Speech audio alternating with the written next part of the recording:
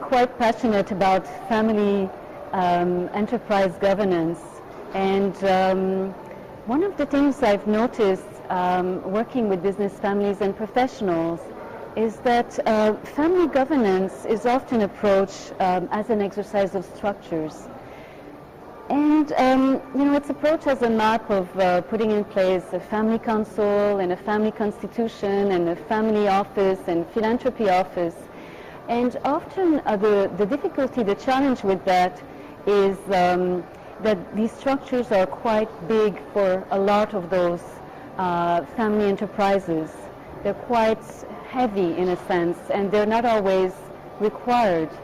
But most importantly, the problem is that if these structures are thought through with the professional advisors, they're not coming from the family themselves, they become more of a mechanistic exercise where the family doesn't really own it. One way that we can overcome this challenge is whether the family has structures already in place or no structure at all, and trying to find out what kind of structures, governance structures, they should put in place.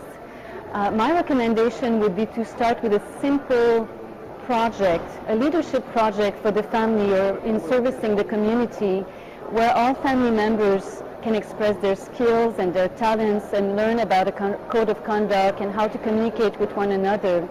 And inside those projects that are inclusive, you learn so much about one another. I mean, you can discover skills in your cousins or brothers or sisters that you never thought that they would have.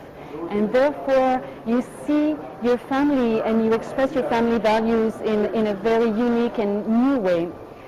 For example, I know a family in business where the Gen 2 is in leadership, and they've decided that they and all of Gen 3, all brothers, sisters, cousins, should embark together on a trip, a 3-month trip to China.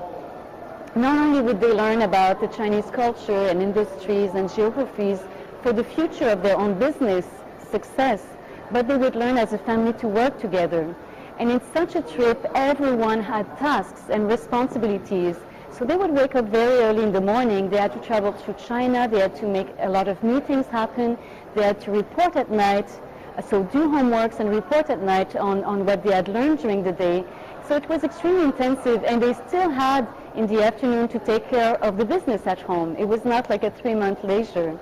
By doing this, it was extremely demanding. You know, there were moments of tears and fatigue, but they learned so much about one another, that how easy it is when you come back home to write your family constitution or to revisit your family office structure, because you've learned to work together, you've learned to develop values in action.